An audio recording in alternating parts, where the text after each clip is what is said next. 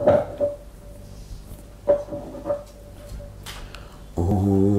Sahana Vavatu Sahanau Bhunaktu Sahaviryam Karavavahai Tejasvinavadhitamastu ma vidvishavahai. Om Shanti Shanti Shanti. Om Purnamadah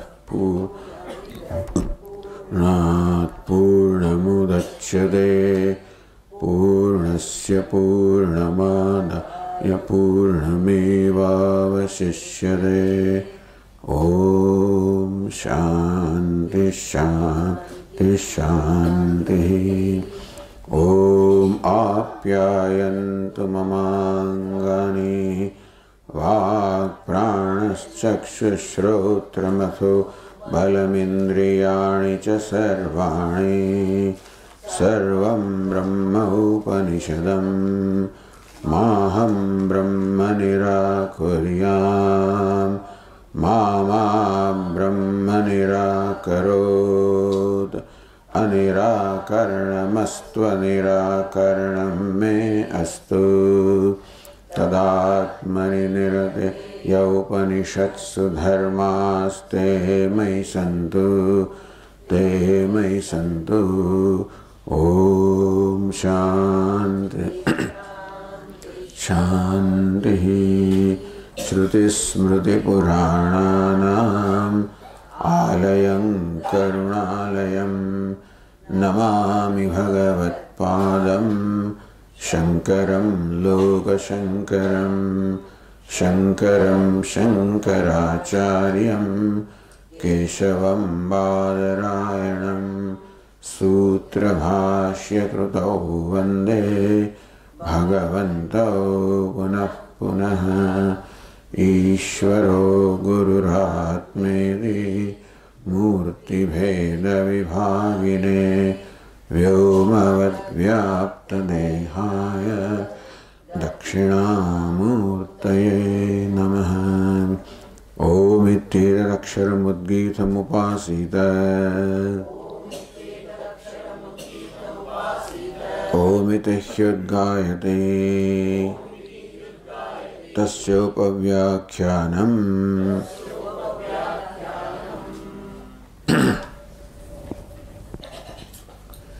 तदेश श्लोक है न पश्य मृत्युम पश्यति न रोगम नोत दुःखदाम सर्वं ह पश्यति सर्वमाप्नोति सर्वशः इति स एकधा भवति त्रिधा भवति पंचधा सप्तधा नवधा चैव पुनश्चैकादश स्मृतः शतं च दश च एकश्च सहस्राणि च विंशतिः आहारशुद्धौ सत्त्वशुद्धिः सत्त्वशुद्धौ ध्रुवा स्मृतिः श्रुतिलम्भे सर्वग्रन्थीनां विप्रमोक्षः तस्मै मुदितकषायाय तमसस्पारं दर्शयति भगवान् सनत्कुमारः तं स्कन्द इत्याचक्षते तं Skanda इत्याचक्षते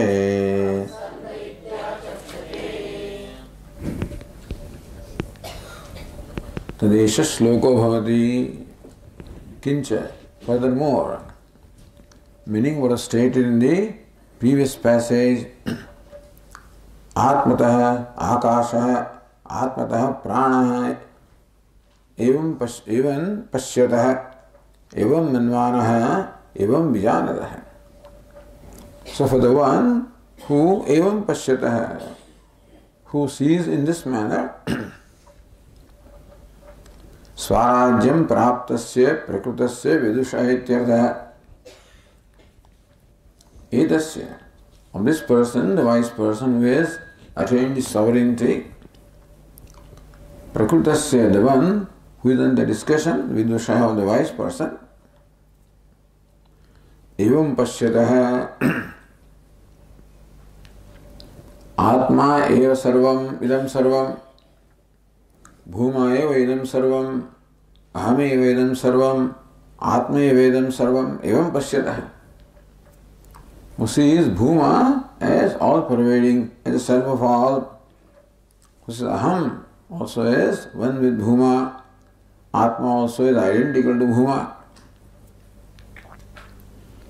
Evam pashyatah, one who sees thus as a result of manvanaha, as a result of mananam, vijanatah vijnanam.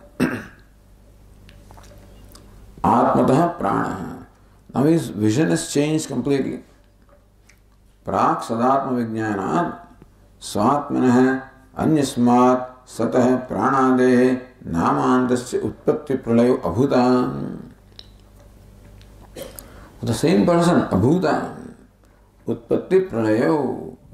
For the very same person, Prak Sadatma Vijnana, before he came to know that Sat Atma, that Atma is Sat, Atma is existence, Sat or existence, which is the Upadana Karanam, the very self of the entire universe is my own self, I am that. Before that knowledge, he took Sat as different from himself. So he accepted Sat as the Jagat Karana, no doubt, but then as different from himself. So he knew that the Jagat Utpatti Pralaya, the creation, the emergence and merger of the entire universe are from Sat, from God. Except that Sat is different from me or I am different from Sat. So this was his perception earlier. Sadatma vijnane tu sati. When this knowledge took place that I am Sat, Sadatma vijnanam, this Vishesha Jnanam, this knowledge, specific knowledge, that Sadatma, I am Sat. Then formerly what emerged from Sat, now he realizes that as emerging from himself. Formerly Sat was different from him. Now he realizes Sat is his own self, and therefore Swatmateva samvrittau utpatti pralayo. Now he sees that the whole universe has emerged from him, whole universe merges back from him. Tata sarvopi anyo vyavahara atmadeva vidushaha. Similarly, all the vyavahara, such as krida, and all of this also is from Atma alone. Nothing is apart from Atma.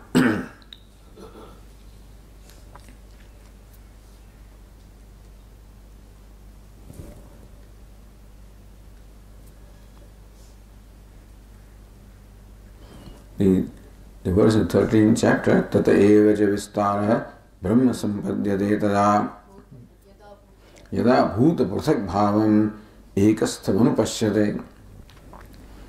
Tata eva ca vistara yada bhuta prasak bhavam. Bhuta prasak bhavam. All this diversity that you see in this universe, ekastham anupashyate. Realize that all this diversity is in fact is all rooted in one. It all merges back into one. Tata eva ca vistara. Whole vistara also, diversity also is from the same self. Brahma sampadhyate tada. Then he attains oneness with Brahman. Kincha, furthermore, for this wise person, tat etasmin arthe. So, the Tikakara says kincha is only samuchaya.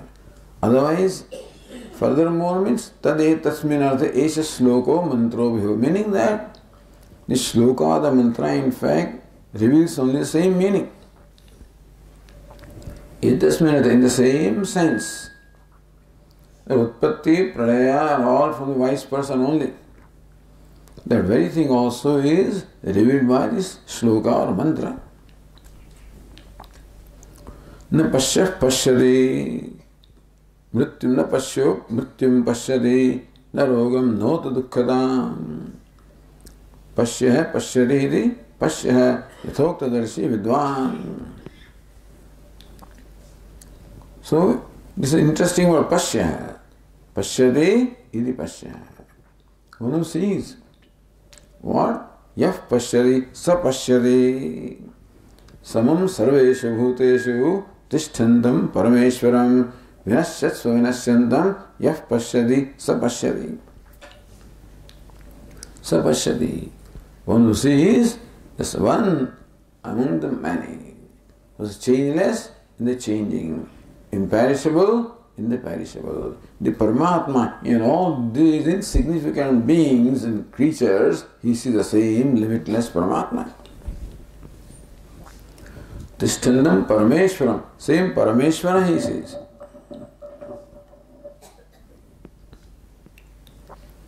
Vinashyatsu avinashyantam, one is imperishable in the perishable. And so, sapashyati, yah pashyati, sapashyati. One who sees this, the one in many, the same in all dissimilar. The imperishable, imperishable. The limitless, the limitless. He sees. He is called pashyah. Pashyati iti pashyah. Yathoktadarshi vidwan. The vidwan, the wise person, who sees the whole universe emerging from himself and merging back. Meaning that his perception of himself is completely changed. And that's what Vedanta wants us to do, is a complete change of perception about our own self. When that changes, when perception of myself changes, my perception about everything else will automatically change. Because the way I perceive others is totally based on the way I perceive myself. And so, that his perception has changed. He no more looks upon himself as this limited being confined to this body, mind, sense complex. He sees himself as Sat, as a very upadana, material cause of the universe, as the very self, as the very substratum upon which the whole universe is projected. So, that's all it means. Emergence also is projecting. So projection is there, and projection then folds up. Mrityum rogam dukkhatam na pashyati. He doesn't see death in himself, disease in himself, sorrow in himself. Formerly, he thought that he was a mortal being. He was subject to old age and disease. He was subject to dukkha or sorrow. He no more sees all this in himself. Not that he does not see. He knows what death is and what old age is and what disease is and what sorrow is. No more associates all of this with himself.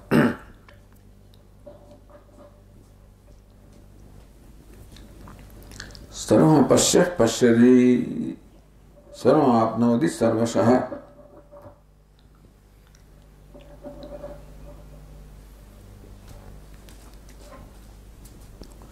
Sarvam me pashyah pashyati.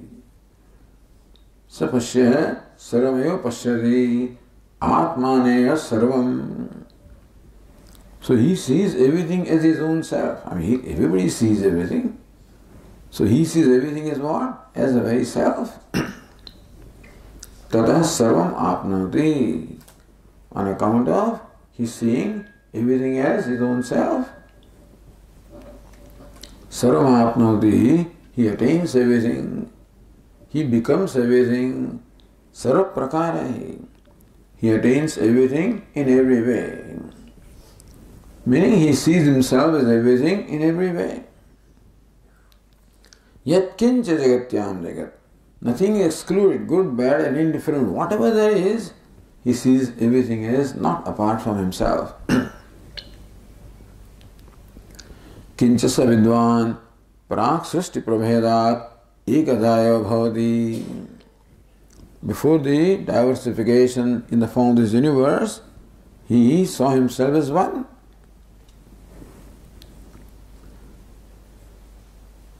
Ekadaya vasan tridadi bhedehi ananda bheda prakaro bhavati srishti kale.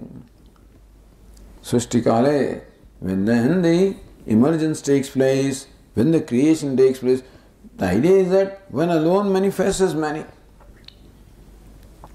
What is one. Sadeva Somya idam agrasit ekameva advityam. That's all there is. So now that he sees himself as Sat, Ek Advitiya, then he sees himself as 3 and 5 and 7 and 9 and 11 and 101 and 1020 and countless. Punah samhara kale moolameva svam parmarthikam ekada bhavam pratipadyate swatantra eva iti. Punah samhara kale, again at the time of dissolution, folding up everything in himself. Moolameva svam parmarthikam ekada bhavam. Ekada bhavam is parmarthikam. That homogeneity is parmarthikam. That's the reality. And the 3 and the 5 and all of these are nothing but projections which are incidental, come and go. So, moolameva svam parmarthikam ekada bhavam pratipadyate. It attains that homogeneity, ekada bhavam. Swatantra eva. He being swata independent in creation and sustenance and dissolution. Idi vidyam phalena prarochayan stauti. Upanishad in fact extols his Brahma Vidya. How great it is that the wise person sees the whole universe as emerging from him. He sees the whole universe as nothing but his own manifestation. And then he is free, swatantra, independent and free to fold it up as he wants. So thus praising the wise person is praising the vidya or the knowledge, extolling the knowledge.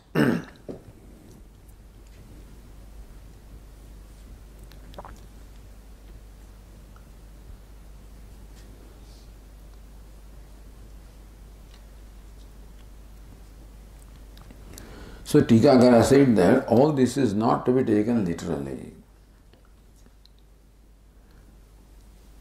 Swatantrev srishti samharayo swatantra muktam. The wise person is just praised out of his bounds that he is swatantra, he is independent, he is free for srishti and samhara, in creation and dissolution, he is free. Tridadi bhava na vidya phalam, that he becomes 3 and 5 and 7 and 9 is not really the main result or the outcome of this knowledge. Mukto bheda abhava. Because when he is now free, he sees himself as one non-dual. He doesn't see the 3. And so Trida bhavati panchada saptada navadha ekadasha. But then the 3, 5, 7, 9 he doesn't see, he sees only one. So mukto bheda bhavat tridari bhava cannot be. Rashinkya brahma prapto satyam brahma bhutasya upadana bhavena nanaroputvam stutyartham uchyate. Somebody said that when the wise person sees only one, how do you say that he becomes 3-fold and 5-fold? That 3 and 5 are not there in his vision anyway. That is why Bhashyakara says, Vidyam stauti. This is said for extolling the Brahma Vidya.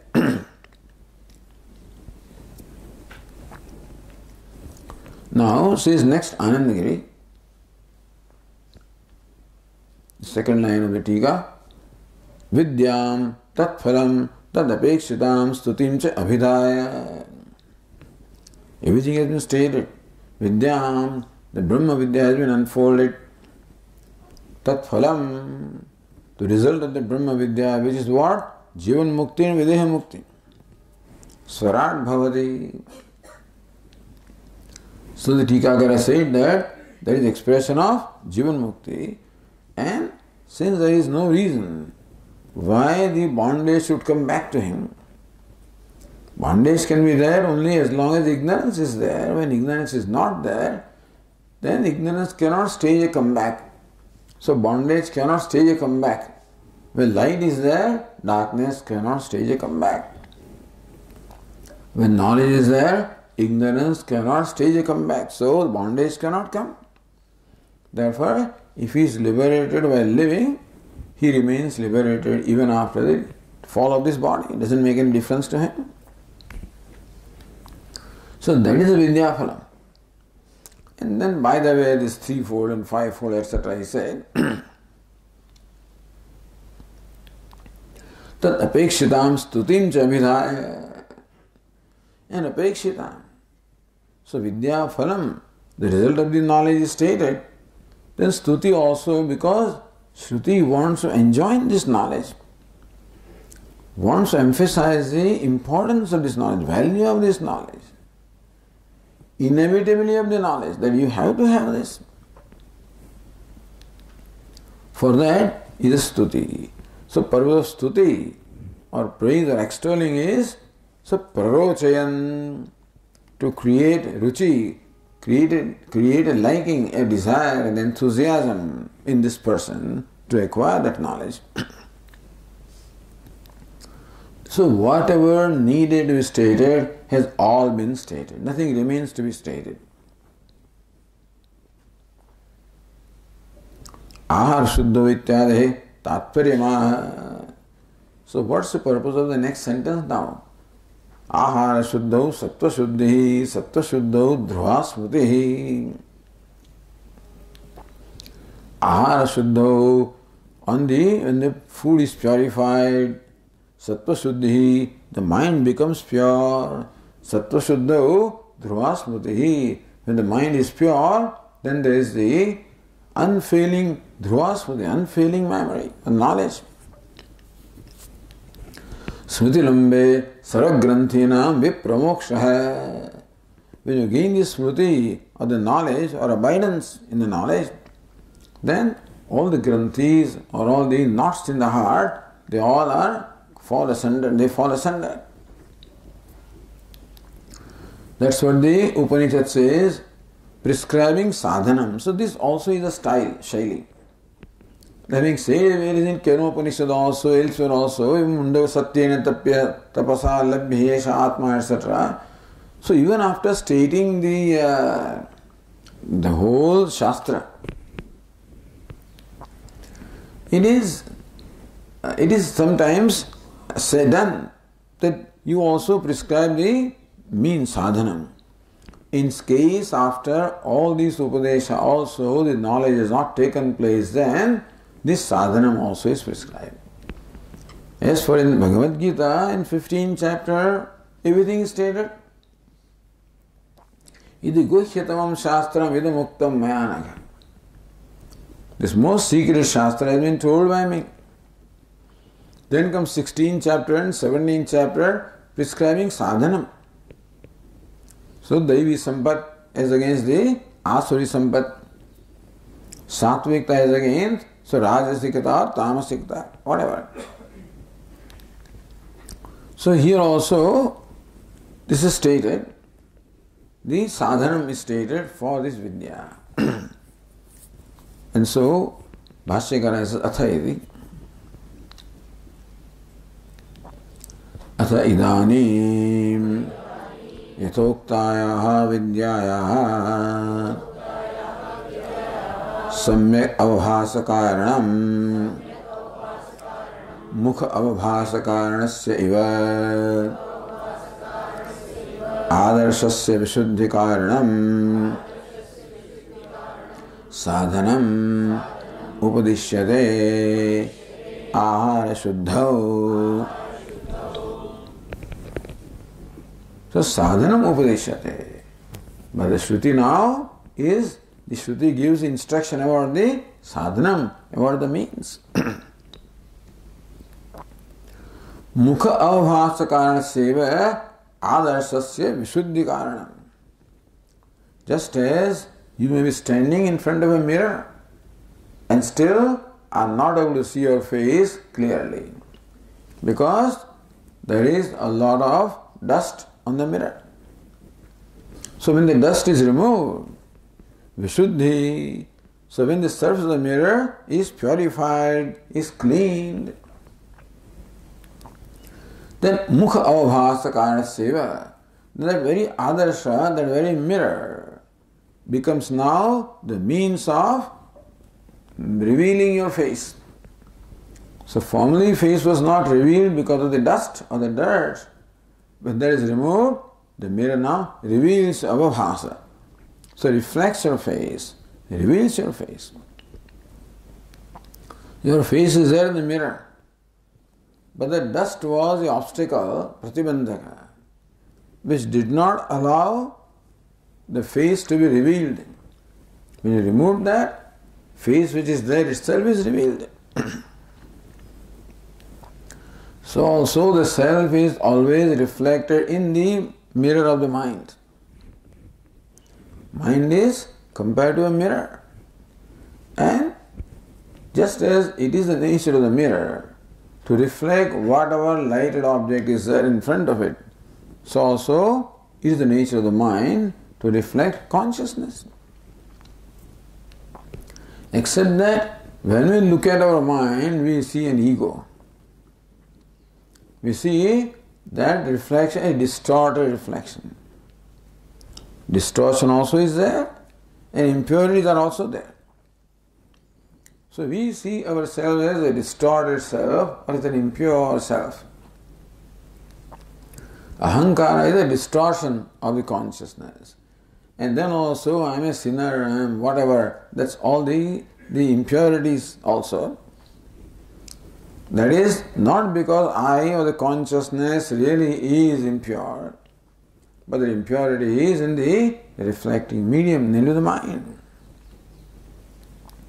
The distortions are there, impurities are there, and therefore it is necessary to clean up the mirror of the mind. So vidyaya samyak avabhasa karanam, that this knowledge gets very clearly revealed in the mind. Mind reveals this knowledge, meaning mind reveals the true nature of self. Mind reveals the self as it is. So vidya, knowledge is what you perceive. So just as I perceive through senses also, I perceive myself. And if the self is revealed clearly, I perceive it clearly.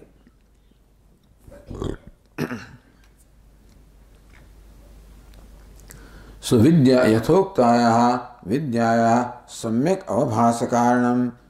So vishuddhi karanam, vishuddhi really. So mukha avabhasa karanasya aditya adarshasya vishuddhi. So also vishuddhi or the purification of the mind is the karanam, is the means for the very clear manifestation of the self in the mind. So it says ahara shuddha. With that in mind, the Upanishad says ahara shuddha.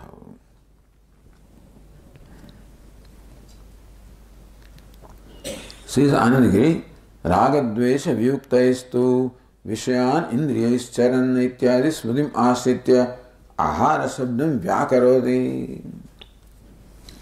So Lord Krishna says, ragadvesha vyuktaihi indriyahi atmavashyehi videyatma.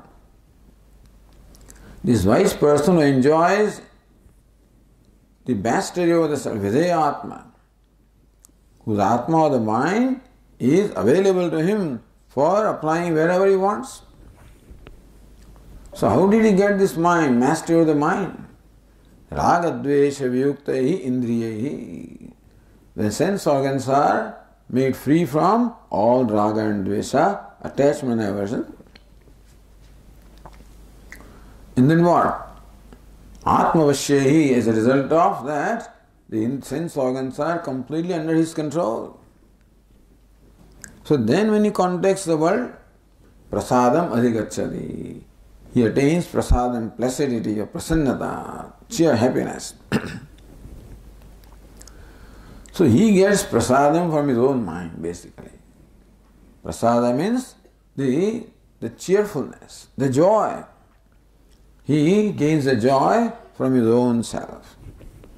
And then everything becomes also the object of joy.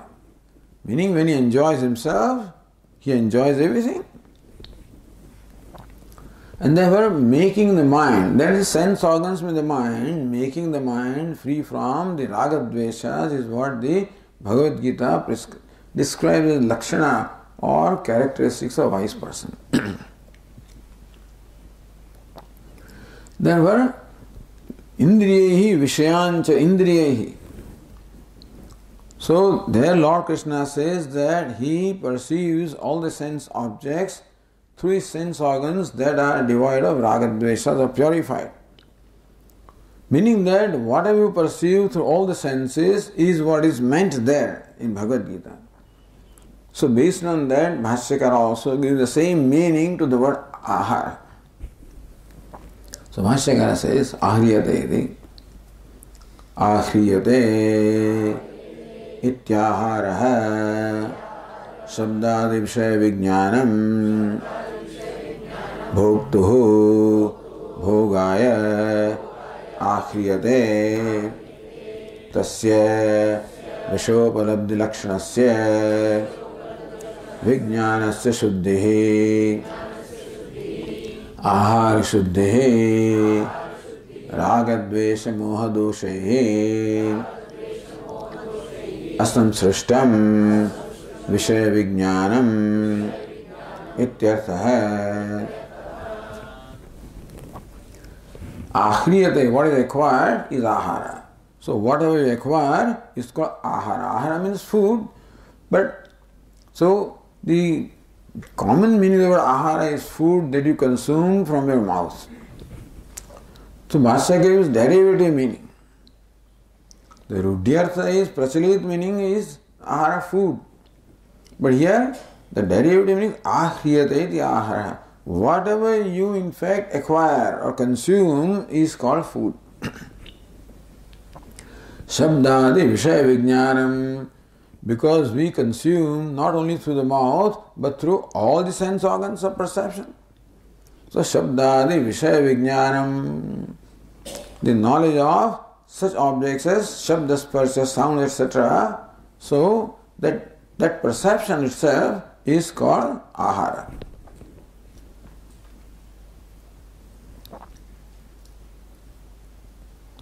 Katham tasya ahriyamanatvam, Anandagiri says. How do you say that you are consuming or you are eating the sound and taste and touch and stuff like that? Says bhoktuhu bhogaya ahriyate. It is bhokta. This person, the enjoyer, perceives those sense objects for his own pleasure, for his own bhoga, for his own enjoyment. And therefore, whatever is perceived through all the sense organs, and of course it includes the conventional food. Conventional ahara means food, that is included. But also includes whatever it is that we consume through all the sense organs. Tasya vishopalabdhi lakshanasya vijnanasya aharasya. So that ahara is of the nature of vishopalabdhi, perception of the sense objects through the organs of perception. So vijnanasya shuddhi, that vijnanam, that perception, that cognition, shuddhi, the purification of that vijnanam. It's interesting. the purification of mind follows the purification of the knowledge.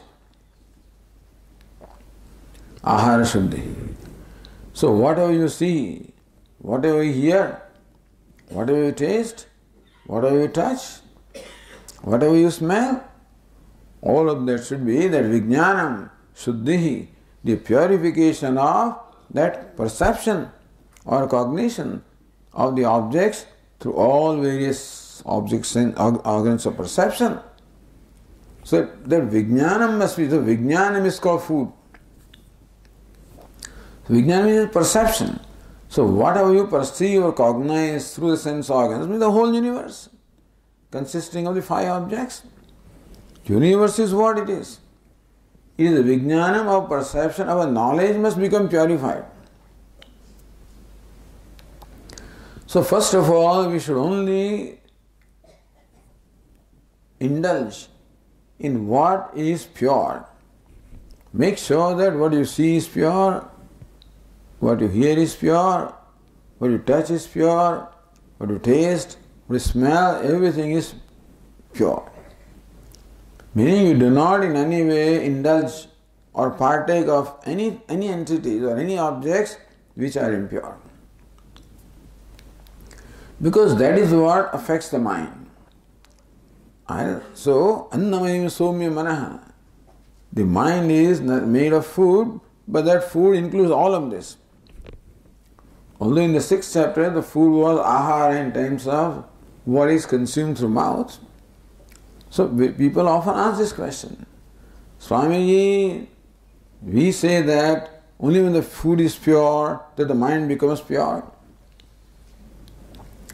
But in all these foreign countries, so many sages and saints were there and are there, and they consume, meat, which is impure, and still they are saints.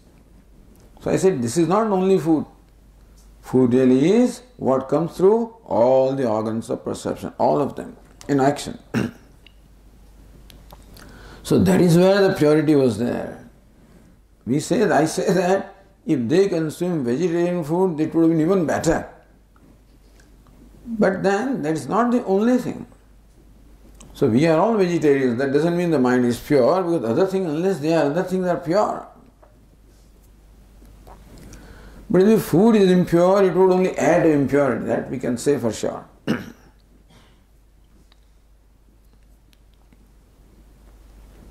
So Vijnanasya Shuddhi, Ahara Shuddhi. The knowledge should become pure. Knowledge of the objects or coming through perception of the sense organs should be pure. What does it mean? Raga Dvesha, Mohadosha or Mohadi, it can be Doshai, Asamsrishtam, Vishaya Vijnanam. The Vishaya objects are what they are. The perception is what it is. Where so? There should be no raga, dvesha, moha, all these doshas should not be there. Again, only when the mind is pure. Because raga, dvesha and moha are in the mind. How can the vijnana, how can the perception be free from attachment and aversion and greed, etc., unless the mind is free from that? So ultimately it amounts to only the freedom of raga, dveshas and moha in the mind. Because how do you assure that what you see and what you hear is devoid of raga, dveshas? The objects don't have raga, dveshas. The sense organs do not have raga, dveshas. The perception doesn't have raga, dveshas. Only mind has raga, dveshas, and mind keeps on superimposing, projecting its own distortions upon whatever it perceives. So this is the nature of mind, to project its own problems, own distortions, own attachments, aversions, delusion, whatever it is all projected.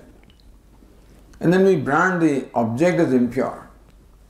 But really that is in the mind and projected upon the objects. So ultimately it only amounts to purification of mind. How can you purify knowledge?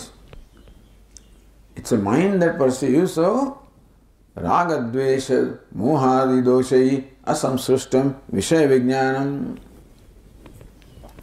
So Bhashyakara did not want to confine the meaning of ahara to the food, but one would extend that through all the sense organs, all objects. Meaning that ragadvesha vyuktahi indriyahi vishayan charat. The indriyas, meaning the mind, should be free from raga and dvesha. Otherwise what happens? That everything keeps on contributing to impurity. Dhyayato vishayan pumsa sangasteshu vajayate sangat sanjayate kamaha krodha moha etc. It is not the sense objects that do that. Even though poor sense objects are condemned there. Vishayan, dhyayato vishayan, as though the vishayas do that. The vishaya, the sense object, creates in him a liking, and then a desire, and then a craving, and then anger. They don't do anything. It's only when you deliberate upon the vishaya, think of them with a mind which possesses ragadvesha. Otherwise, simply analyzing, you see, all scientists, everybody, they inquire into the sense objects, with an objective mind, if you do that, they don't create any problem. But only when we dwell upon the objects with a mind that possesses raga and dvesha, it is that mind that projects. If the mind is raga, it will project all virtues on the object.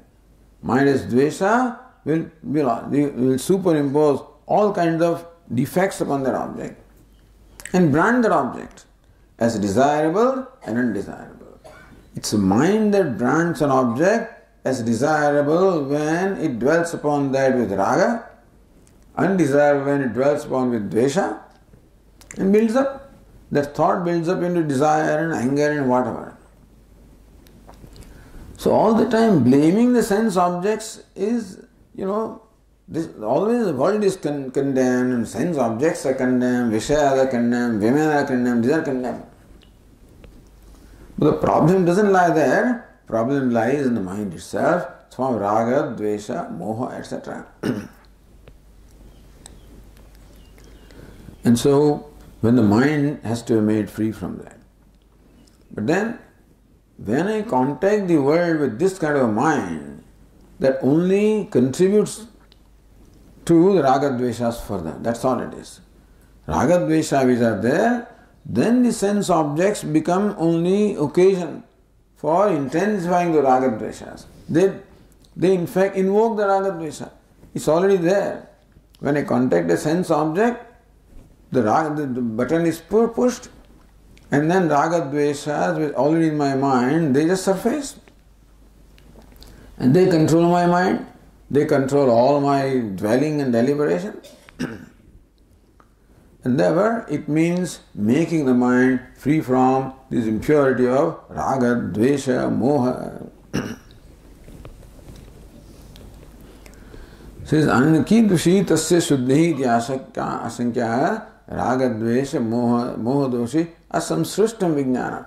The knowledge or perception or cognition rather, which is untouched by the dosha, the defects of raga, dvesha, moha. Then ahara shuddhi phalam aha. So what's the phalam, result of this ahara shuddhi, purification of the food? Tasyam ahara shuddho satyam tadvatah antahkaranasya sattvasya shuddhi nairmalyam bhavati. Tasyam ahara shuddho satyam. When that ahara shuddhi, the purification of ahara takes place, then tadvatah antahkaranasya. Aharavatah antahkaranasya. The antahkarana that is possessed of that pure ahara or the food, sattvasya shuddhi nairmalyam bhavati. Sattva, the antahkaranam, becomes pure. This is a river, So, basically, ahara shuddhi can be there only when the sattva shuddhi is there. I don't know how Bhashyakara sees sattva shuddhi taking place, there is ahara shuddhi.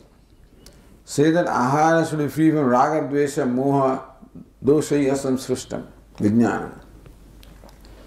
How can it be as long as there are raga, dvesha, moha in the mind? How can your knowledge or cognition become free from that? All you can say is that whenever any ahara takes place, whenever any perception takes place, we should not allow that perception or cognition to push the button. Because that is where raga, dveshas and moha, which is all there in the mind, all of them, they surface. Whenever I contact anything, matra sparshas sukamante shita ushna sukha dukkhadaha. Some shita ushna sukha dukkha will automatically invoke from my mind. That is when I deal with it. That's when the pratipaksha bhavana is applied and raga dveshas are neutralized. All we can say is the cognition becomes an occasion for us to apply our detergent of the pratipaksha bhavana to clean up the mind. So sattvasya shuddhi nirmalyam bhavati.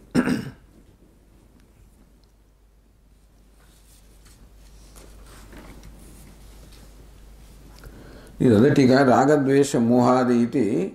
So maybe the reading is raga dvesha mohadi doshai asamsruta. That's how it should be. Not confined to raga dvesha moha, but all, this doshas.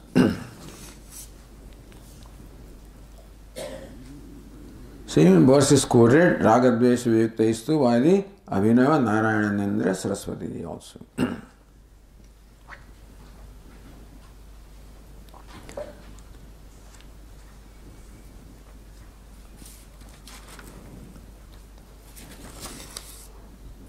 Then Bhashyakara says, Sattva Shuddhau cha satyam yatha avagate bhumatmane dhruva avichinna smritihi avismaranam bhavate. Sattva Shuddhau satyam. When there is purification of the mind, yatha avagate bhumatmane dhruva smritihi bhavati. Yatha avagate bhumatmani. When bhuma is known as atma, yatha avagate. Bhumatma, as is known, smritihi dhruva bhavati. So, it is interesting that avichinna smritihi avismaranam bhavati. The memory becomes avichinna or constant. Meaning that you gain abidance in this knowledge. That's what it means. When the mind is pure, then one gains abidance in this knowledge. Meaning thereby that the knowledge could have perhaps taken place even with some impurities remaining there. But the abidance, that is what Lord Krishna wants to say all along. Prajahati yada kaman sarvan partha manogatan. That whole section there of Sthita Prajna is only for asking us to remove all this kama. Kama means raga dvesha. As long as raga dveshas are there, there cannot be abidance in knowledge. You cannot get the fruits of the knowledge. You may have a glimpse of it when, while shravanam, etc. or whatever, but one cannot gain the fruits of that knowledge unless it becomes an abiding knowledge, and that cannot be unless the mind is free from these distracting factors. Both raga and dveshas, both of them pull the mind away from the self. Thus they become the obstacles to the knowledge or the abidance of knowledge. Therefore, yathavagate bhumatmani dhruva, unfailing memory, vismaranam bhavati.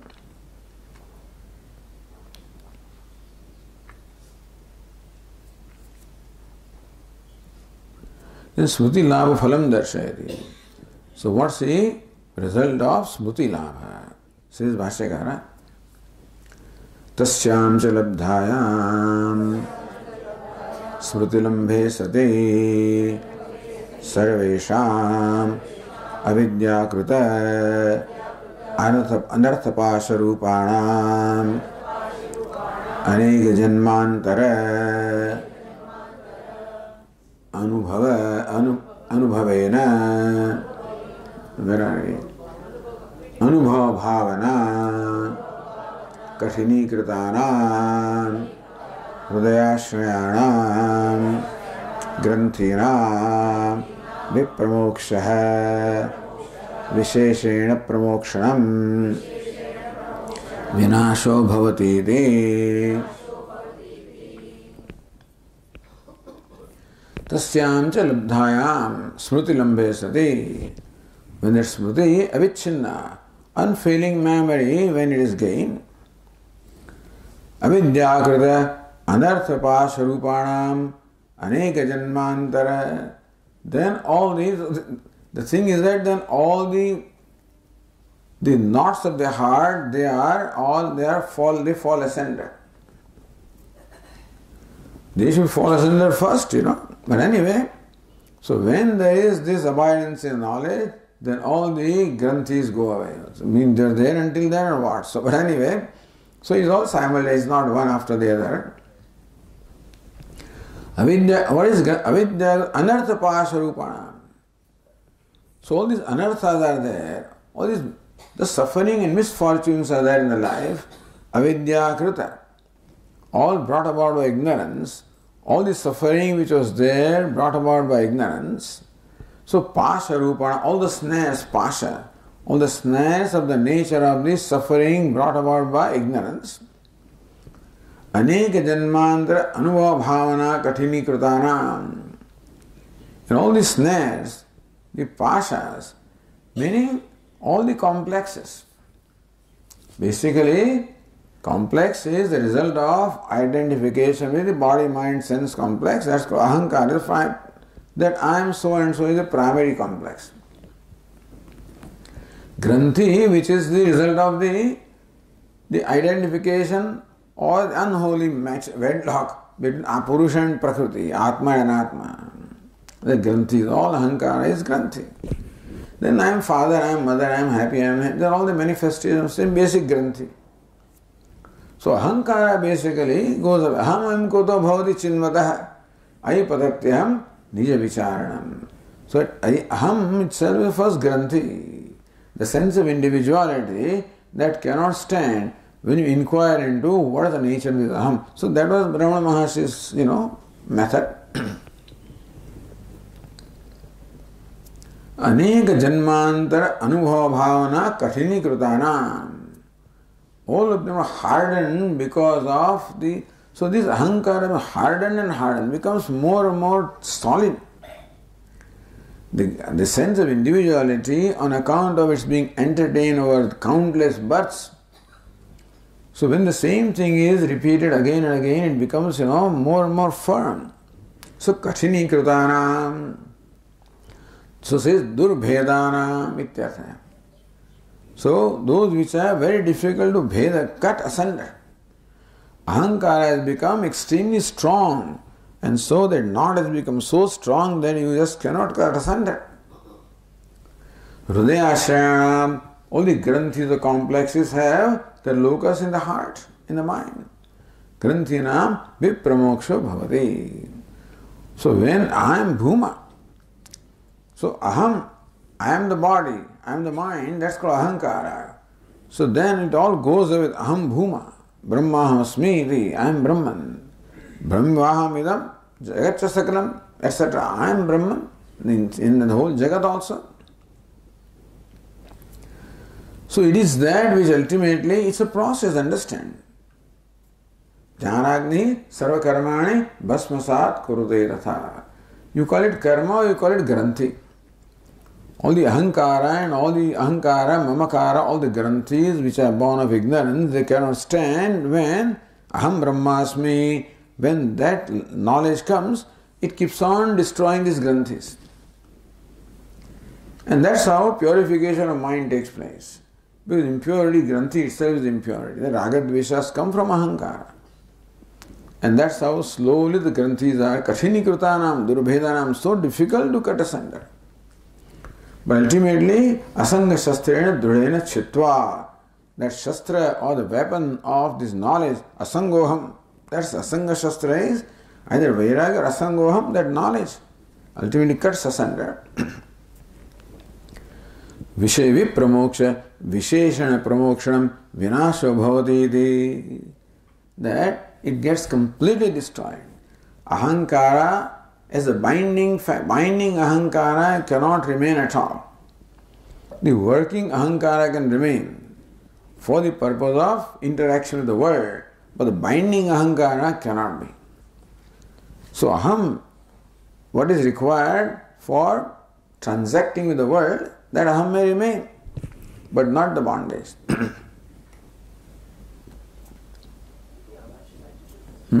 અહીંયા વાત થાય છે.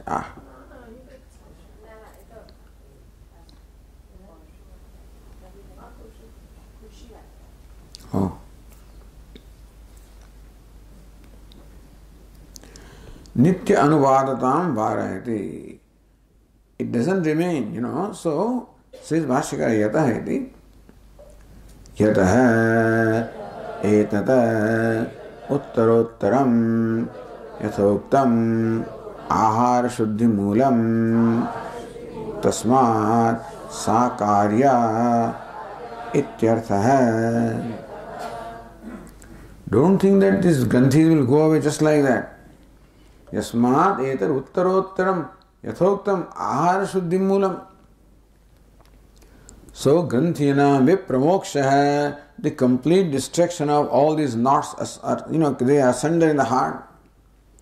When does that happen? Dhruva smriti, when there is unfailing memory. When does that happen? Ahara shuddhau, when there is purification of ahara. So sattva shuddhau, when purification of mind is there. When does that happen? Ahara shuddhau, when there is purification of food or what you consume. Uttarottaram yathoktam ahara shuddhi moolam, meaning all these says ultimately its moola, its root or base in ahara shuddhi, in purification of ahara, purification of food, purification of whatever we consume. Tasmat sa karya. So Bhashyakara is therefore ahara shuddhi karya. So one must be very clear and very devoted towards ahara shuddhi. Make sure that whatever you consume from whatever source, nothing impure is consumed. Do not allow any impure things. Don't read anything, don't see anything, don't hear anything that can pollute the mind. Because mind can be very easily polluted. And so Narada would say, give up all the company of the people also, who can create wrong samskaras in you or who can disturb your shraddha, etc. Give up all that associations.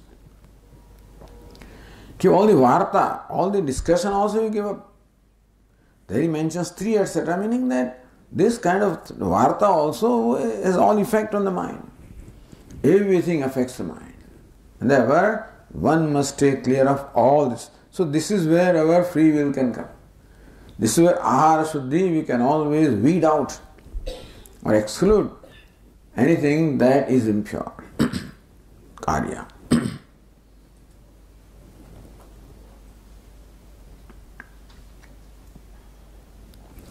Now before we proceed further, let us read the footnote on page 341.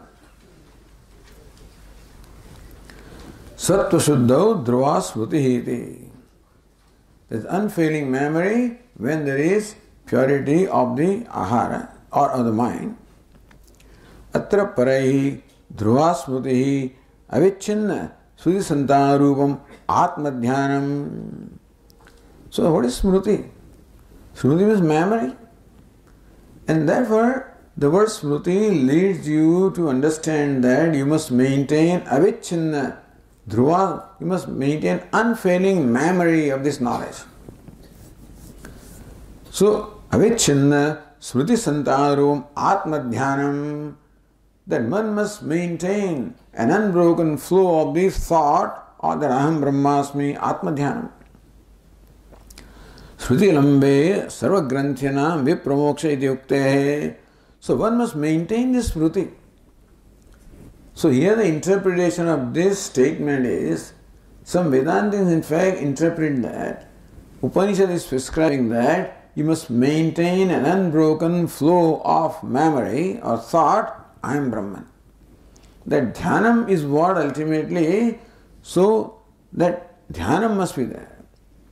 So they say that even after knowledge takes place, that you must maintain that thought flow, I am Brahman, that alone gives you moksha and not merely knowledge. Prasankyanam, so this sankhya, all this smriti santanam must be there. Iti yukte tadrusha dhyanam moksha sadhanam. So from this statement they derive this meaning that this smriti means dhyanam, or constantly maintaining the thought, I am Brahman, is the means of moksha. Natu dhyanantara bhavi darshan rupa sakshatkara. Here we say that dhyanam is nididhyasanam, brings about sakshatkara, or the realization that I am Brahman is the means of moksha, not meditating that I am Brahman. You should meditate and constantly meditate upon Brahman, that is the means of moksha. He says, no, you must see that you are Brahman, not think that you are Brahman, not bhavana. Meditation involves bhavana that I am Brahman. And you always had the bhavana and ahankara, that bhavana can be removed, neutralized with this bhavana. He says, no, by knowledge. So, as a result of that bhavana or attitude, you get the knowledge. That sakshat or knowledge is the means of moksha. That's what the Advaita Vedanta says. But by this interpretation, they have in fact akhandi. That means that they have refuted this view that it is sakshatkara which is a means of moksha. Atra uchyate, to this we have to reply. Vidyate hruday granthi chidyante sarva samshaya shiyande chasya karmani tasmin drushte paravare iti mundakadav darshanadeva granthi vedoktahi kagatihi. So vidyate hruday granthi, all the knots cut asunder, tasmin drushte paravare. When you see that paravara, which is Brahman itself, then the other granthis are all destroyed. Nothing else is required. That's what is required. Nacha vinigamaka abhavaha. How do you conclude even from that statement of the Mundaka Upanishad? How do you come to this determination that Mundaka Upanishad means that it is by the knowledge that all the granthis are cut asunder? So there are enough statements elsewhere also to confirm this. Ko moha kashoka egatvam anupashyatah. So where can be delusion, where can be grief? That's moksha. Ekatvam anupashyata, for the one who sees the non-duality. Tam atmastham yenu pashyanti dhiraha tesham shantihi shashvati netaresham kathopanishad. So anupashyanti, in keeping with the teaching of the teacher, those who see the atmastham, the self which is the shining in my own heart, when they see that as Brahman, then tesham shantihi shashvati, they gain the abiding peace. That is moksha. Yo veda nihitam guhayam sosnute sarvan kaman saha. Again, moksha sahasnute sarvan kaman saha.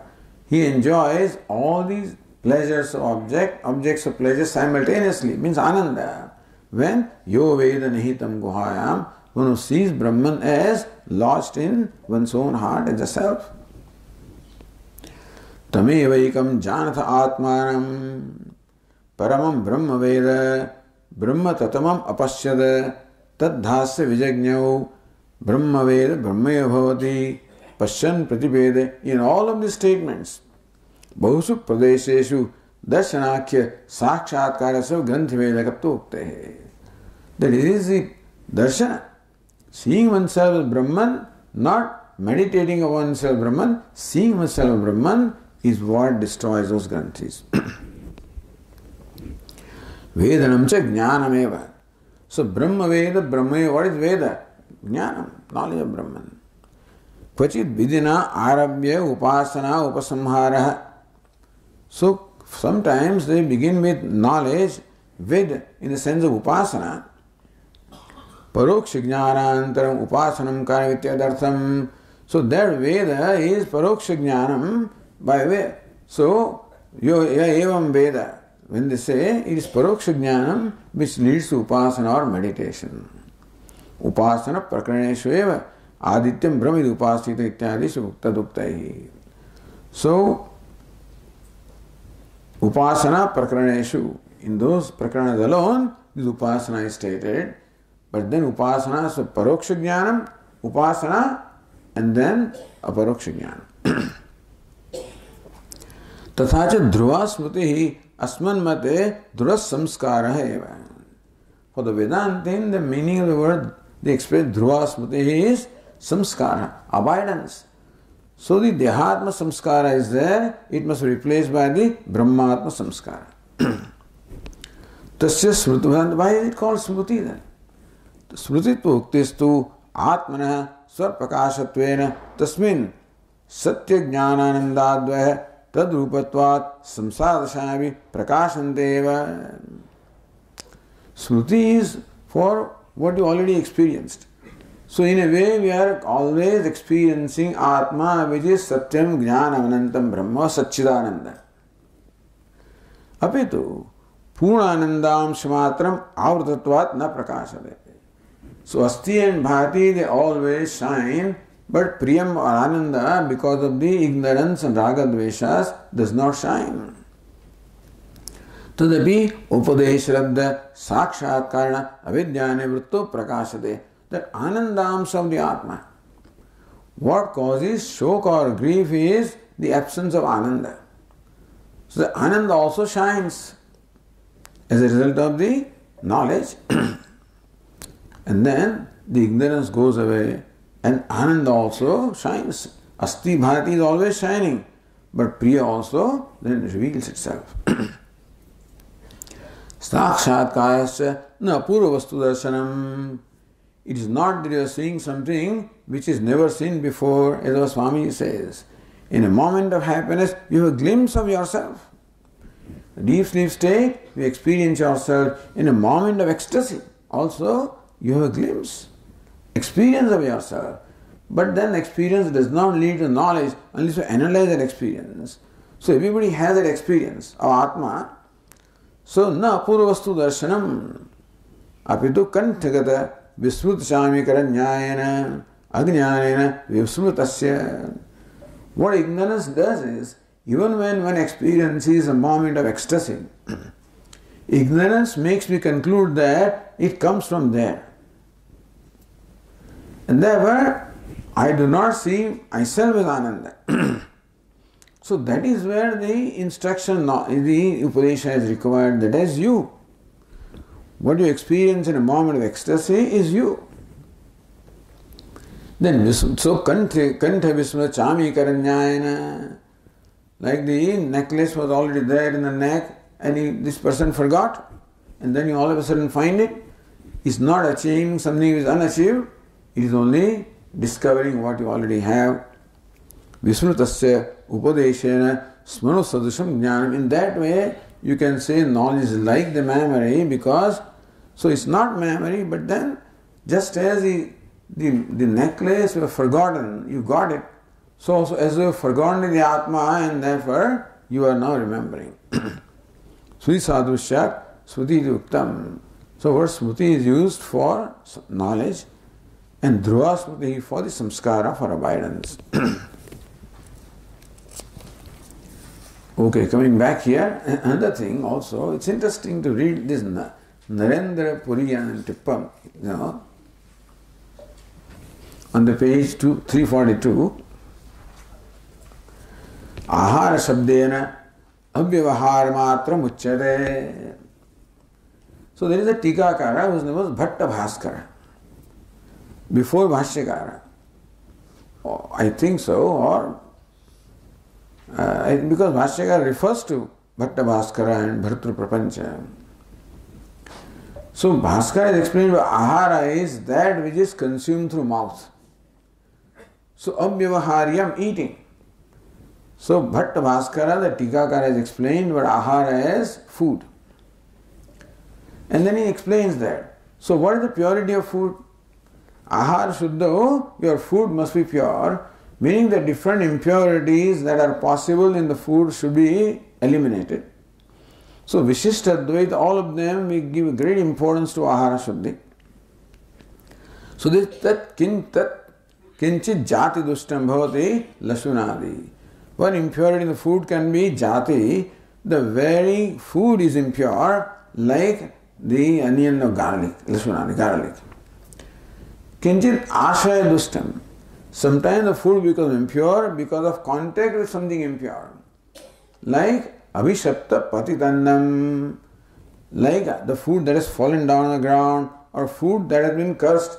So somebody may have, somebody may look at this food with a bad intention, or the food has fallen down or something, then also it is ashraya dosha.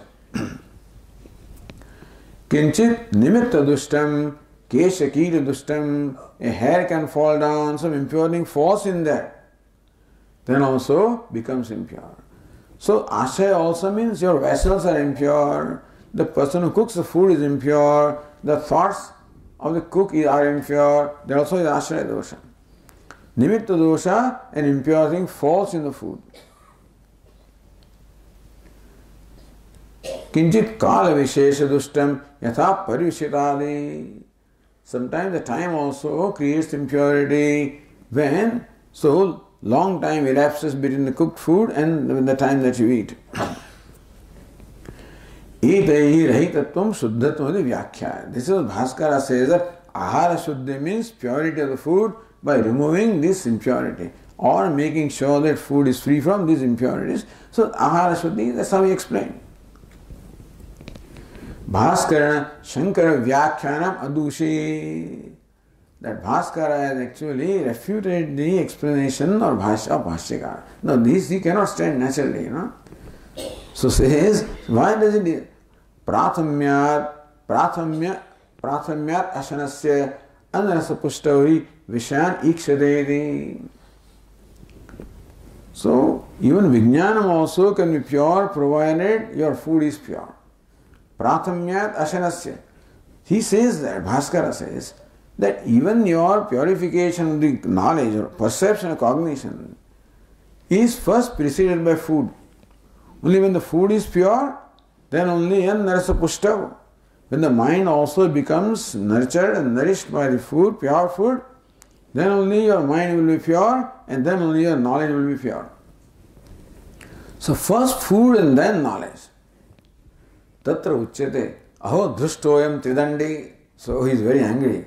This he must be Tridandi Swami. Tridandi means Vaishnava. So Tridandi yat padartha anabhignyāpi grantham krutva khatim upagataha. He says padartha anabhignyāpi, doesn't understand what the Shruti says, and still grantham krutva, he writes books and has become so famous. Nai anyādikaranam suddhatvam sattaya sattva suddhe hetuhu atiprasangat. So just because food is pure doesn't mean mind becomes. The purity of food cannot come to purity of mind. So anyādikaranam suddhatvam. The purity which is located in food cannot automatically come to the purity of the mind. What is one place cannot come to the other place. Kintat bhoga is not purity. Ahara shuddhi is ahara bhoga. So shuddha ahara bhoga is what brings about purity of mind. Food is pure, but unless you eat it, it cannot contribute to your purity of mind. So if you take literally ahara shuddho sattva shuddhi, that when the food is pure, the mind is pure, that cannot be. Only when pure food is consumed, that's when the mind is pure. Vishayopalabdhischa purusasya bhoga pasiddha, then Vishayopalabdhi, the cognition of sense objects also is the bhoga, is very well known. Charvana nigaranadehe prana vyaparatvat prathavyam cha asiddham. So what is eating food? Charvanam, chewing, nigaranam, swallowing. That's what you do when you eat food. Prana vyapara is a vyaparapana vayu. Prathamyam asiddham. It doesn't take place first. Jnanam vina asiddham ashakyatvat. Before you eat the food, you have to know what the food is. Before you eat the food, before you put it in your mouth, you should know what the food is. So jnana must come first, then bhoga comes. So Vashyakara, Vijnanam comes first, you know. Tasmat yadruchaya upanatasya annapanadehe vishasya ragadirahiti indriyehi grahanam eva ahar shuddhi sattva shuddhe hetu. Not merely the shuddhi of the food, but yadruchaya upanatasya annapanadehe, the food and water, etc., which is brought by somebody. So this wise person this person doesn't even go out he doesn't seek food. Yadruchaya upanatasya, the food that is brought by Ishvaricha. Annapana vishayasya ragadahit indriyehi grahanam. So when food comes before you, how do you respond to that? How do you relate to that? Ragadve ragadi rahitahi indriyehi. No reaction to the food. Neither attachment, nor you attack the food like you're going to grab it or consume it.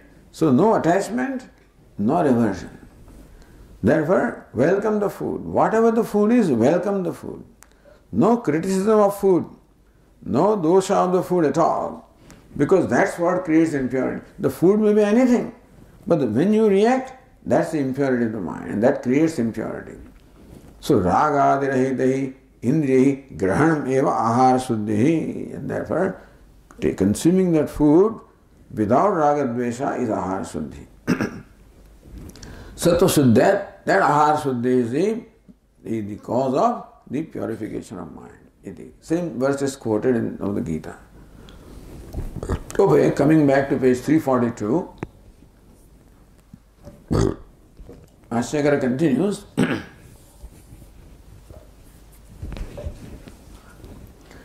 Sarvashastrartham asheshatah uktva akshayikam upasamharade Shruti.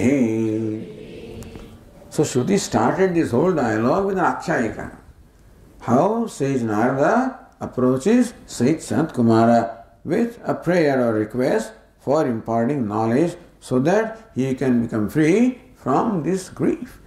That he is submerged in the ocean of grief, and may you please make me cross this ocean of grief. So Akshayikam upasamharade. Sarva Shastrartham Asheshata Uktva. The Akshayika or the anecdote is not concluded until all the Sarva Shastrartham, the entire Shastra. So whatever Vedanta Shastra has to teach is all been taught in the 7th chapter. So not only Shastra, so not only Upadesha is so, Guru Upasadanam is there, Adhikaritvam is there, Guru Upasadanam is there, and then Upadesha is there. And then what? The result also, the phalam is also there. All of this is stated.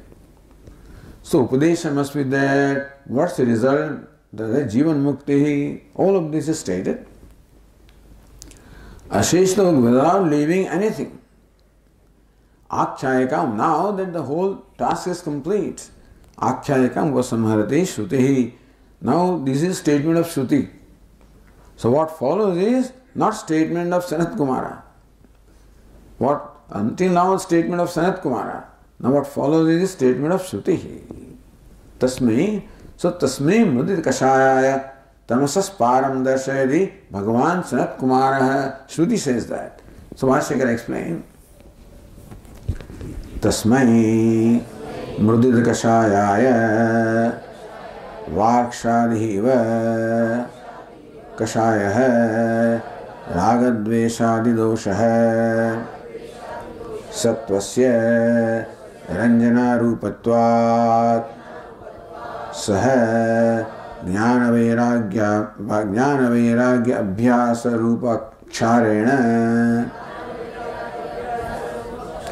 क्षालितः मृदितः विनाशितः यस्य नारदस्य तस्मै योग्याय मृदितकषायाय तमसः अविद्यालक्षणात् पारं परमार्थ तत्त्वं दर्शितवान् इत्यर्थः। तस्मै मृदितकषायाय, That is the Visheshana of sage Narada, the disciple. So Mrudik, what is Kashaya? So Kashaya is impurity. Varkshadhiva Kashaya. So Vrukshasya idam Varkshyam. The word comes from Vruksha, means so the Varkshadhiva Kashaya, the sap of the tree. So from the skin of the tree comes the sap. And that is often used to color the clothes. You know, the cloth is colored. So in the olden days they did not have these dyes and stuff like that. So whatever natural colors were there, and so whatever dye they got from the tree, that was used for coloring the clothes of sannyasis, basically, and others also. So similarly also, there is this Kashaya, or this color, which also colors the mind, taints the mind. Ragadvesha adi dosha kashaya. This case, the color is of the nature of raga, the dosha, the impurities of likes and dislikes. Because mind is, by nature is pure, and has been, the impurity is imparted by ragadveshas. So ranjana rupatvat. Ranjana means coloring. So just as the sap of the tree is used to color the cloth, so also ragadveshas color the cloth of the mind, therefore ragadveshas are called kashaya. So mrudita kashaya, one who is removed, so now the cloth, all these stains are there. Stains of ragadvesha are there on the cloth of the mind. So you have to wash them out. So the one who has washed away all the impurities of the mind. How? Jnana vairagya abhyasa rupa ksharena. Abhyasa the kaunte vairagya cha grushyate. But then abhyasa vairagya must follow jnanam. First jnanam must be there, then abhyasa vairagya are there. And so tattva jnanam, then vasanaksha, manonasha, etc. So this is how kshara. So but the soda, those days, or like the soap or the detergent of the nature of jnana, vairagya, abhyasa lakshana rupa, detergent of the nature of the knowledge and dispassion and abhyasa, repeated practice. Meaning that the impurity doesn't go away, no, you have to keep on washing it. So ksharitaha, washed, mruditaha, you remove, vinashita, destroyed. You wash the cloth, remove that stain, and finally you go on in this process until that stain is completely destroyed, completely removed. Now, it can be done as far as the cloth of the mind is concerned, you can completely clean it. This cloth may or may not be. Since purity is the nature of mind, it is possible to completely remove the impurities of ragadveshas. Yasyana mrudi kashayaya. So mrudita kashaya, yasya saha mrudi kashaya. One is kashaya or impurities all completely removed or washed away. Tasmai naradaya yogyaya. So Sayyid Narada is the fit adhikari. He was always pure, but whatever ahankara he may have had, all of that went away also. So he comes to Sanat Kumar with a pure mind, very open mind, very honest, that I am grieving. Even though I am an accomplished person, I am grieving. And I have come before you at your feet to please give me upadesha so that I become free from grief. Shows purity of the mind. So mrudya kashaya yogyaya, meaning that one should become a seeker like Narada, who enjoyed a mind free from all impurities. Tamasas param darshayati Bhagavan Sanat Kumara. So tamasah avidya lakshana, fifth case, avidya lakshanat param, tamasah param, the other shore of ignorance. Ignorance is like the ocean, other shore of ignorance. Paramartha, what is that? What's the other shore of the ignorance? Knowledge. Paramartha tattvam darshayati darshitavan. Said Sanat Kumara, shore to Narada, the other shore of the ocean of ignorance. Continuing, Kosau Bhagavan So Shruti says, Bhagavan Sanat Kumar. Shruti says, Koso, who is the one who did this to sage Narada? Who made him cross the ocean of ignorance and grief? Who is that? Bhagavan. So he is a Bhagavan. So what definition of Bhagavan? Bhashyakara quotes here from Vishnu Puranam. Utpattim pralayam chaiva bhutanam agatim gatim vetti vidya vidyam cha savacho bhagavaniti vetti. So one who knows, he is called Bhagavan. What does he know? Utpattim pralayam chaiva. Who knows the creation as well as the dissolution. Bhutanam. Who knows the creation and the dissolution of all the beings. Agatim gatim. Anandagiri says on the page 340, Agatim gatim ayavyayo. So coming and going of what? So sampadapau, sampat apadau, agaminyo. One knows what sampatti and apatti. So what fortune and what calamity are going to also come, one knows so future also. So Utpatti knows the past and the present and the future, and one who is Trikaladarshi, he is Bhagavan. So Vetti Vidyam Avidyam, so he knows knowledge as well as ignorance. He knows ignorance as ignorance and how to remove that ignorance, because knowledge can be imparted by the one who understands ignorance well. Then he understands the student well, and that's how he is able to impart that knowledge. So here Bhagavan basically is the Guru, all-knowing Guru. Savacho Bhagavan.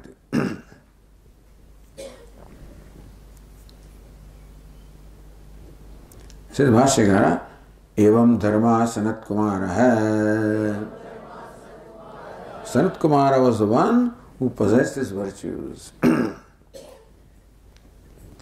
So tam skanda ityachakshade, tam skanda ityachakshade. So tasya vaishishtyantaraha. Not only Sanat Kumara is Bhagavan, but another Vishishta also he has, another qualification also he has. By the way, here the other Tika on the page 342, Vrikshatvagadi Janya. So that sap which is extracted from the bark of the tree. Yatha Vakshadhi Kashaya Vastradi Ranjaka hai. Just as the sap from the bark of the tree is used for coloring the cloth, tatha ragadi sattvasya ranjakaha. Similarly, ragadvesha also, they color the mind. Adi shabda gairikadi dhatu paraha. So other not only from the sap of the tree, but then other colors also may be there, like certain stones and certain clay. So this Geru is a clay with which the sannyasis, sadhus, they dye their clothes. Tasya Sanat Kumarasya sarvajnitvartham ishanas sarvavidyanamiti shrutyukta parameshvara putratvena shishatvena cha prasiddha sarvajna skandanamna aha ityaha. This Skandi Sanat Kumar is sarvajna. That's what is being said by the agatim, gatim, etc. Tasya Sanat Kumarasya sarvajnitvartham. That Sanat Kumara was sarvajna, omniscient. So why is he omniscient? Because he is son of Lord Shiva. Ishana Saravidyanam. That's a description of Lord Shiva, who is the Lord of all the knowledge. He is Shrutukta Parameshvara Putratvena. Skanda is the Putra of Lord Shiva, who is the master of all the knowledge.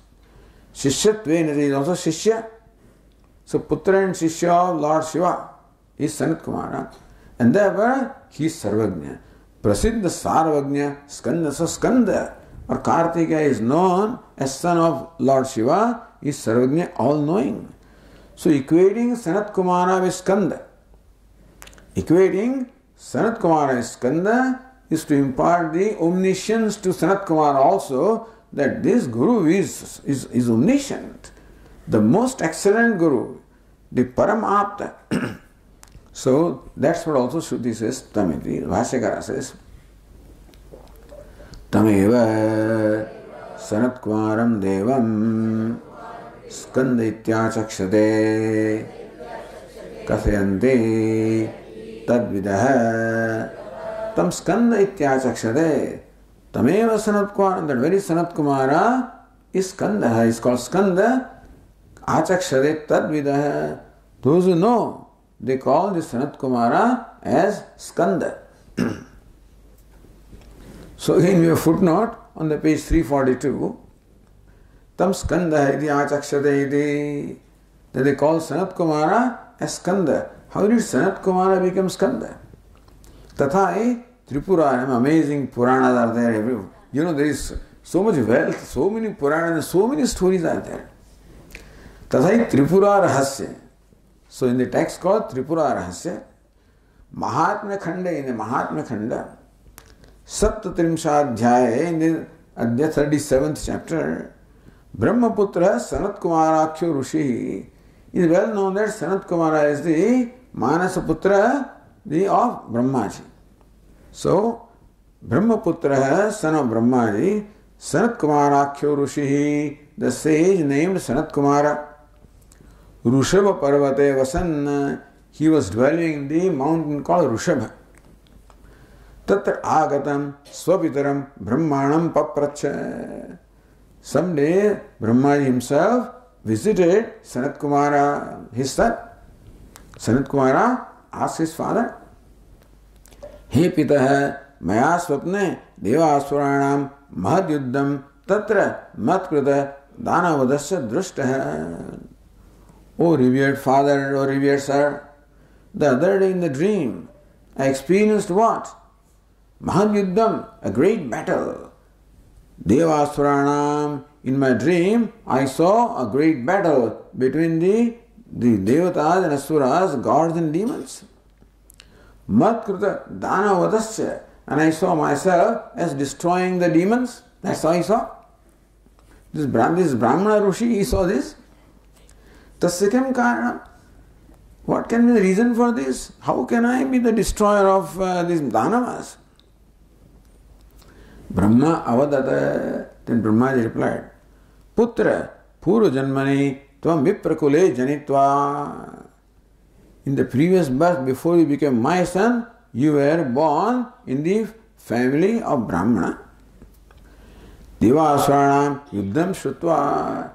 As a child of the Brahmanas, he must be listening to all these Puranas and Kathas and listening to this battle between Devatas and Asuras, gods and demons. Swam Asurahan Jetam Kruta Sankalpa. See, children have all kinds of things. When you hear, then you want to be like Arjuna, you want to be like this. So that's what the child all thinks. Similarly, this Brahmana boy, listening to this Devasura Sangrama. Because you keep fighting with Ravana. What happens when you read Ramayana as a child? You identify with Rama and you keep fighting. And you want to, Rama, Arjuna you identify and you want him to throw this weapon and that weapon. When he does it, then you become so excited. When Arjuna is defeated, then you become so sad. So that's how children are. That's the whole idea of all these stories also.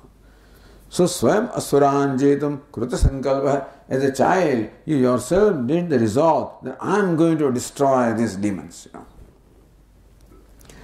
Ajñārādhanam kurvāṇah eva mrutah. As a Brahmana, he was a very pious person also, and therefore worshipping Agni, meaning performing his nitya karma, etc. That's how he died. Tatah upasana prabhavat mo putratvena sanjatah. So because of the worship, the power of the worship that you perform in the previous birth, you are born as my son. Tat Purva Vasanaya, you are my son now, and that Vasana is there. When you you resolved, to destroy these demons. So Purva Janma Vasanaya Tvaya Idrusham Drushtam. So the Vasana of the Purva Janma, earlier birth, manifested as a dream. So what you saw in the dream is the result of the Vasana, the desire that you entertained in the past birth. Tvam svechaya anyat janma labdva tatsaram sadhishyasiti.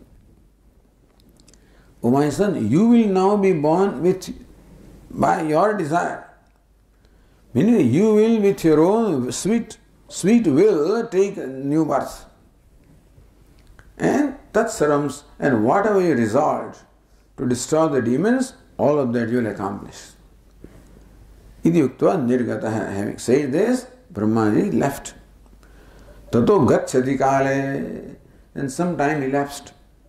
Kadachit, at once upon a time, Bhagavan Shankara Parvatyasa tam desham ajagama, because of Rishabha Parvata. So maybe on the tour, so Lord Shiva and Parvati must be perhaps, just, I guess, wandering around, touring around, and they happen to come to this place where Sanat Kumara is. Anandamagnam kimapi paricharyadim akurvanam stabdam tam drishtva. So Lord Shiva and Parvati comes, and this sage is sitting there.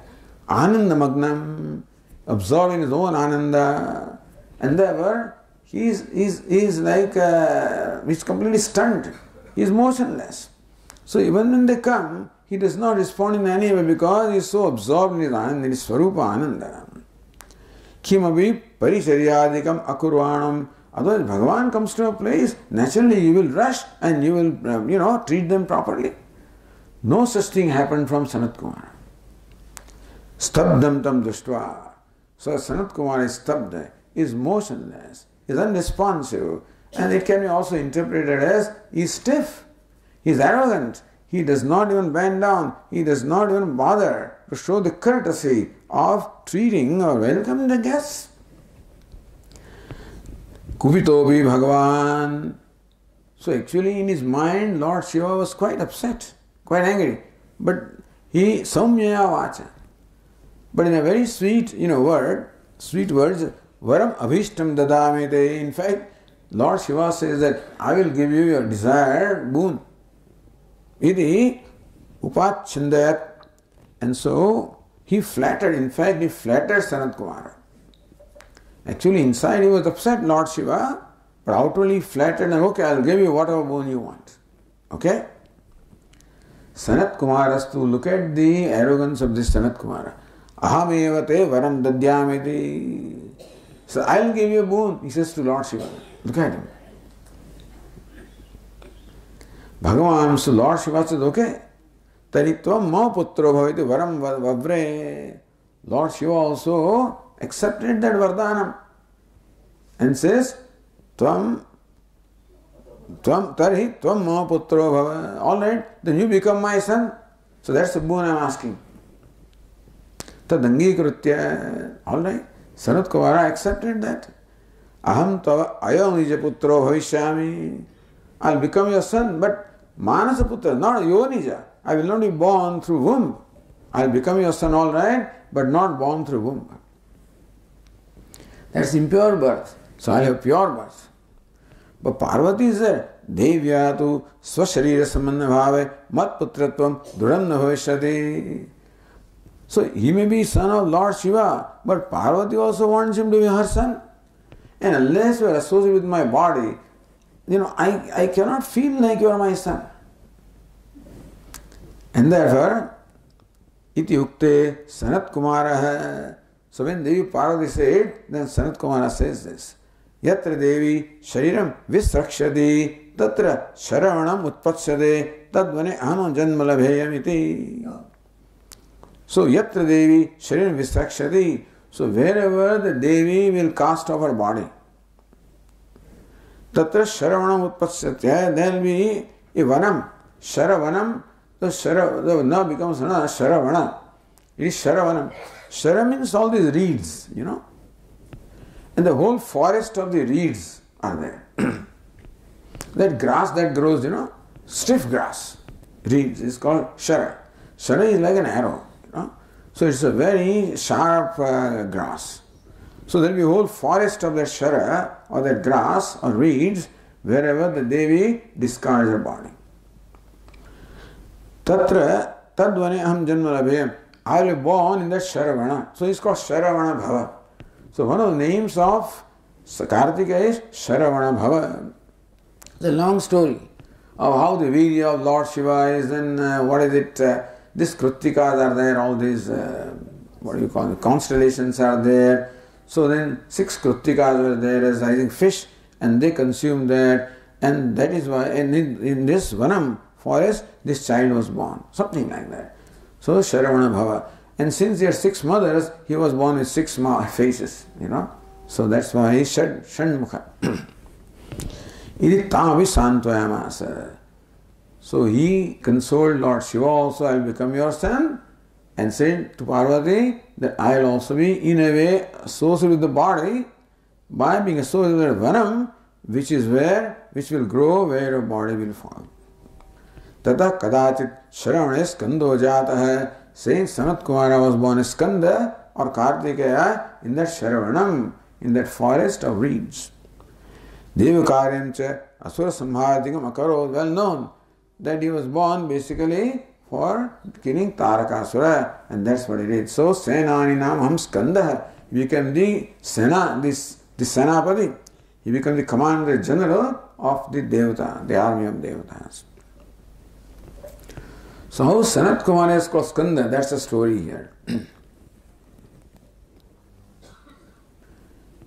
And then the last sentence is Dvirvachanam Adhyaya Parisamaptyartham Tam Skanda iti achakshate Dvirvachanam. So this sentence is repeated for the Adhyaya Parisamaptyartham, that is for conclusion of this chapter. The Shruti repeats that sentence, So that's for the conclusion of this teaching also, the 7th chapter. Iti Chhandogya Upanishadi Saptamadhyayasya Shadvimshaya Khanda Iti Chhandogya Upanishad Brahmane Saptamodhyaya Samapta. The 7th chapter is complete. Iti Chhandogya Upanishad Shankaravasya Saptamadhyaya Shadvimshaya Khanda, the Shankaravasya and Tippani and Tika and all of this also becomes concluded here.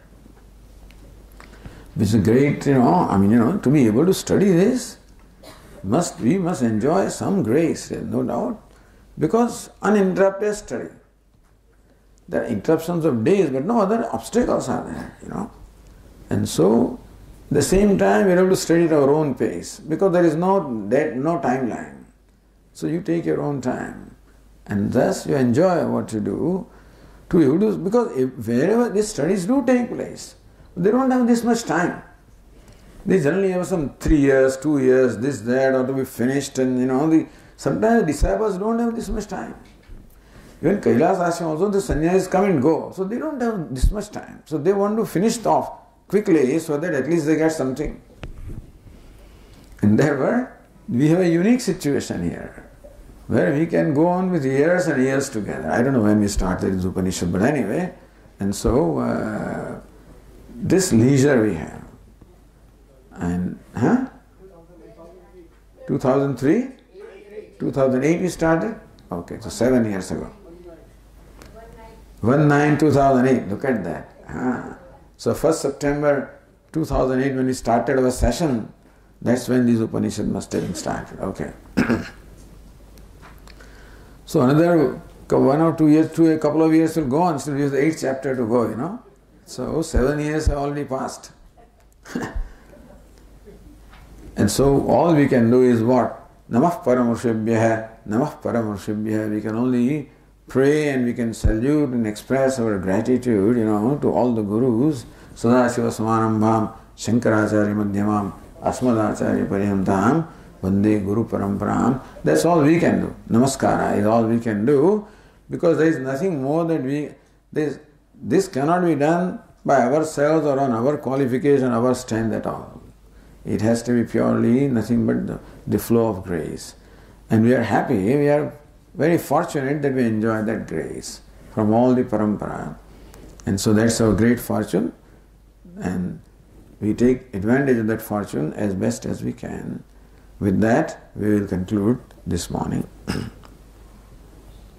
Om Apyayantu Mamangani Vak Pranaschakshushrotramatho Balamindriyani Cha Sarvani Sarvam Brahma Upanishadam Maham Brahma Nirakuryam मामा ब्रह्म निराकरोद अनिराकरणमस्त्वनिराकरणं मे अस्तु तदात्मनि निरतेय उपनिषत्सु धर्मास्ते मयि सन्तु ते मयि सन्तु।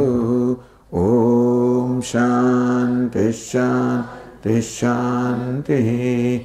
ओम पूर्णमदः पूर्णमिदं पूर्णात् पूर्णमुदच्यते पूर्णस्य पूर्णमादाय पूर्णमेवावशिष्यते। ओम शांति शांति शांति। शंकरं शंकराचार्यं नारायणं सूत्रभाष्यकृतौ वन्दे भगवन्तौ पुनः पुनः।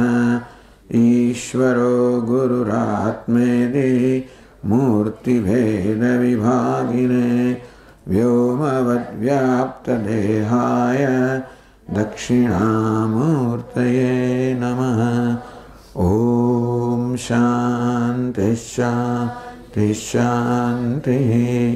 हरि ओम श्री गुरुभ्यो नमः। हरि ओम।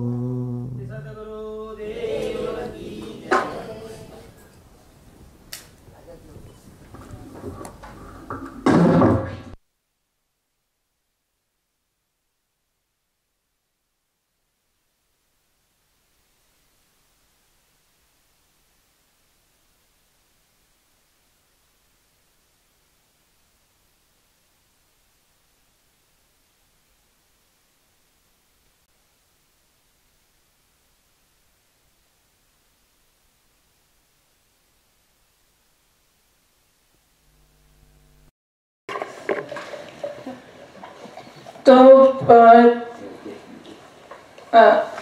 એટલે જલસ તુલસી દલ માત્રેણ જલસ ચૂલું કહેવા એક પત્રથી માત્ર કે પાણીના ચાંગડાથી પોતાની જાતને વેચી દેનાર એવા અમારા આ મહાત્મા ગુરુ મહારાજ. તો ખાલી પાંદડાને એવું જ અર્પણ કરી શકીશું. એટલે સ્વામીજી ભક્ત અભક્ત ભક્તાય સદગુરવે નમઃ. એટલે ભક્તો ને અભક્તોના ભક્ત એવા અમારા સ્વામીજી મહારાજ કે ગુરુજી મહારાજ.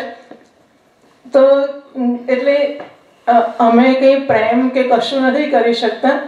આ તો સ્વામીજી મહારાજ કે ગુરુજી જે વિદ્યાર્થીઓ પ્રત્યે પ્રેમ કરી રહ્યા છે એ પ્રેમને અમે કંઈક સમજી રહ્યા છીએ એવું વ્યક્ત કરવા માટે થોડુંક પુષ્પ અર્પણ જેવું કરીએ છીએ. તો તમિલનાડુના લોકો પૂજ્ય સ્વામીજીને કાર્તિકેયનો અવતાર માનતા હતા. અચ્છા.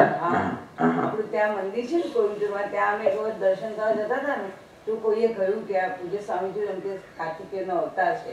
અને આજે 23મી તારીખ છે. આજે 24મી તારીખ છે એટલે આપણા આશ્રમનો વાર્ષિકોત્સવ તારીખ પ્રમાણે છે.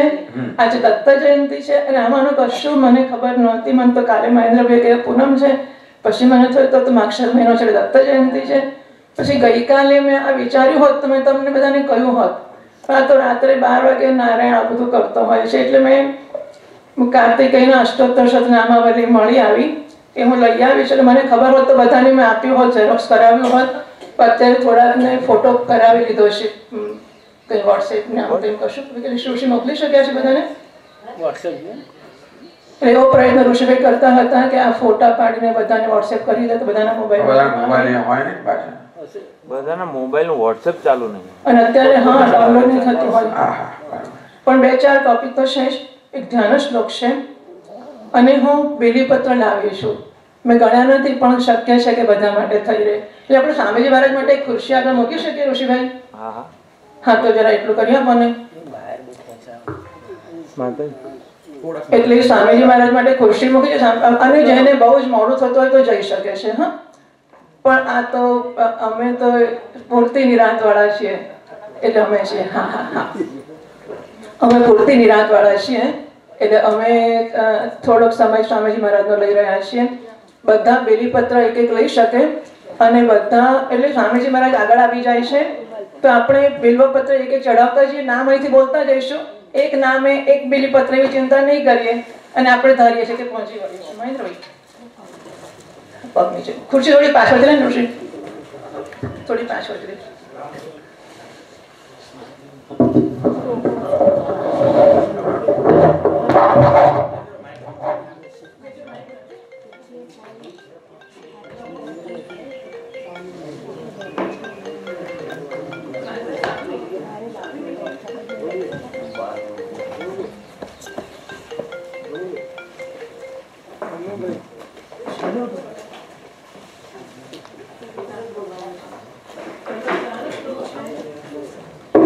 ધ્યાન શ્લોક છે ને પછી અર્ચના છે, સ્તોત્ર નહીં, બે પાના પછી અર્ચના છે.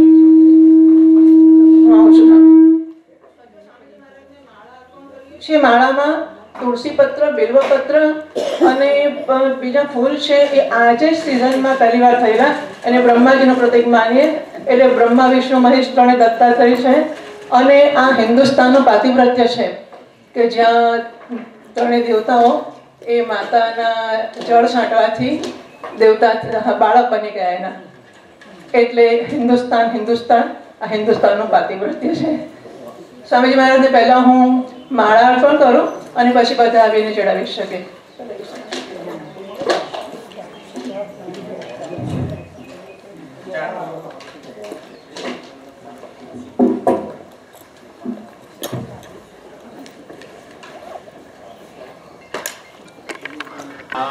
ईश्वर सर्वभूतानां ब्रह्माधिपतिर्ब्रह्मणोऽधिपतिर् ब्रह्मा शिवो मे अस्तु सदा शिवो